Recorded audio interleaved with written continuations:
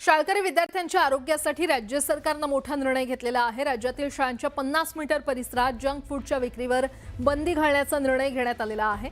या निर्णयाचे सर्व स्तरातून स्वागत होत असून पालकांनी हा निर्णय योग्य असल्याचं सांगत सरकारचं स्वागत केलेलं आहे। मात्र केवळ 50 मीटर नव्हे तर शाळांच्या 100 मीटर परिसरात जंक फूड विक्रीवर बंदी लागू करावी अशीही त्यांनी मागणी केली आहे। मुलांच्या आरोग्यासाठी कठोर पावलं उचलण्याची गरज असल्याचं पालकांचं मत आहे। याच पालकांशी संवाद साधलेला आहे आमचे प्रतिनिधी कृष्णा औटी यांनी। अन्न व औषध प्रशासन म्हणजे FDA ची मोहीम जी आहे ती आता शाळेच्या 50 मीटर परिसरात असलेले जंक फूड स्टॉल धारकांवरती जी आहे ती आता वळवण्यात आलेली आहे। अगदी मुंबईतील प्रसिद्ध असणाऱ्या अशा क्लबवरती कारवाई केल्यानंतर आता थेट राज्यातील शाळा जितक्या आहेत त्या शाळांच्या परिसरात असणाऱ्या 50 मीटर परिसरात असणारे स्टॉल धारक किंवा जंक फूड संदर्भात जे आहे ते आता कारवाई करण्यात येणार आहे। या संदर्भात बोलण्यासाठी आपल्यासोबत स्वतः पालक देखील आहे ज्या आपल्या मुलांना शाळेत सोडण्यासाठी येत असतात। अगदी काय सांगाल, अन्न व औषध प्रशासनाकडून जे आहे ती आता 50 मीटरच्या परिसरात जंक फूड जे असतात स्टॉल्स असतात त्यांच्यावरती कारवाईचा इशारा जे आहे ते करण्यात आला। कारवाई देखील याची कुठलीही त्रुटी किंवा कुठलेही जंक फूड आढळल्यास कारवाई करण्यात येणार आहे। तुम्ही पालक आहात, काय तुमची पहिली प्रतिक्रिया? चांगलाच डिसिजन आहे। डेफिनेटली खूपच वेलकम करू आम्ही ॲज पेरेंट्स, कारण आपण बघतो हल्ली पालकांमध्ये खूप जागरूकता आलेली आहे की मुलांना हे द्यायचं हे नाही द्यायचं, हेल्दी खायचं, कारण आपल्या जनरली आपल्या फूड क्वालिटीज खूप कमी झालेल्या आहेत। सो हे जर नियंत्रण शासनाकडून आलं तर हे आपल्याला खूप छान पद्धतीने राबवता येईल। एक महत्त्वाची गोष्ट अशी आहे की फक्त ते फ्रॉम द टॉप नको आहे फ्लो व्हायला, प्रत्येक अधिकाऱ्याने प्रत्येक कर्मचाऱ्याने तेवढ्याच मनाने ते अप्लाय करायला हवं आणि शासन हे हवं। जर बाकीचे देश करू शकतात तर आपण आपल्या मुलांसाठी का नाही करू शकत? नाही, सो हा जो निर्णय घेतलाय तो अगदी बरोबरच आहे, कारण ॲज अ पेरेंट आम्ही पण या गोष्टी सफर करतोय। कारण आम्ही मुलांना ठीक आहे आम्ही घरी या गोष्टी नाही देत, पण आम्ही बाहेर या गोष्टी कंट्रोल नाही करू शकत। ॲट द सेम टाइम या गोष्टीने काही पालक जे वर्किंग आहेत ते पण काही कधी कधी दोन्ही वर्किंग पेरेंट्स असल्यामुळे चल तू जाऊन ये कॅन्टीनमध्ये खा सो मला असं वाटतं की स्कूलमध्ये कॅन्टीनमध्ये पण अशा गोष्टी सर्व केल्या पाहिजेत की ज्या मुलांसाठी खरंच हायजीन आहेत, एक्सेप्ट फ्रॉम दॅट पाव and Mayo and all. So आणि हे अड्डे जर बंद केले तर मुलं सर्रास तिकडे जायचे बंद होतील आणि गपचूप जे डब्यात हेल्दी फूड दिलेलं आहे सो ते मुकाट्याने खातील असं मला वाटतं। की स्वागत करू ह्या निर्णयाचा आपण, आणि ह्या परिसरामध्ये ॲटलिस्ट मुलांना तरी ह्या गोष्टी नाहीच दिल्या पाहिजे आणि ते तर पहिले अट्रॅक्टेड होतात की ह्या गोष्टी दाखवल्यानंतर, त्याच्यामुळे हे पहिलं बंद केलं पाहिजे। त्यांचं सेंटर ऑफ अट्रॅक्शन तर तेच आहे, जंक फूडच आहे मुलांचं। तुमचं काय मत आहे ह्यावर?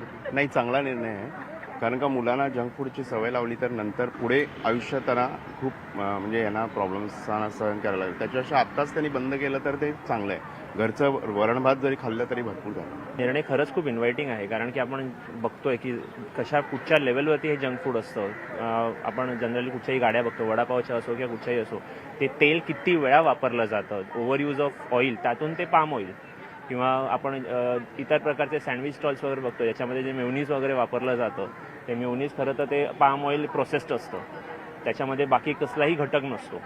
त्यामुळे ह्या अशा प्रकारचा निर्णय खरं तर 50 मीटर नाही म्हणून 100 मीटरही करा, काही हरकत नाही, कारण की हा निर्णय खरंच खूप इन्व्हायटिंग आहे। ज्या प्रकारे राज्य सरकार किंवा प्रशासनाकडून जी आहे ती लक्ष दिलं जाते या सर्व गोष्टींकडे, त्याच प्रकारे पालकांनी देखील या संपूर्ण गोष्टींकडे कडक पद्धतीने जे आहे ते लक्ष देण्यात यावं असं देखील जे आहे ते पालकांचं म्हणणं आहे। व्हिडिओ जर्नलिस्ट रमेश भटसह श्रीकृष्ण औटी, न्यूज 18 मराठी, दादर। बुलढाण्यामध्ये LPG गॅसचा काळाबाजार करणाऱ्यांवर अन्न आणि नागरी पुरवठा विभागाच्या मुंबई येथील दक्षता टीमने मोठी कारवाई केलेली आहे। मुंबई नागपूर राष्ट्रीय महामार्ग क्रमांक 53 वर खामगाव तालुक्यात सुदर्शन ढाब्याजवळ इंडियन गॅस कंपनीतून भरून आलेला टँकर अवैधरित्या रिकामा केला जात असताना रंगेहात पकडण्यात आलाय।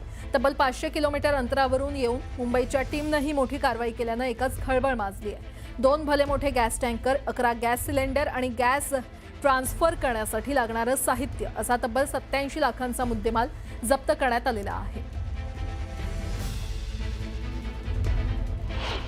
ऑइल कंपनीमधून भरून आलेल्या टँकरमधून सिनी एका उभ्या असलेल्या टँकरमध्ये गॅस काढून सिनी गैरमार्गाने गॅस काढून तो काही नोझल मार्गे गॅस सिलेंडरमध्ये व्यावसायिक स्वरूपाच्या आणि घरगुती स्वरूपाच्या सिलेंडरमध्ये भरण्यासाठी तो चोरीच्या मार्गाने काढला जात होता।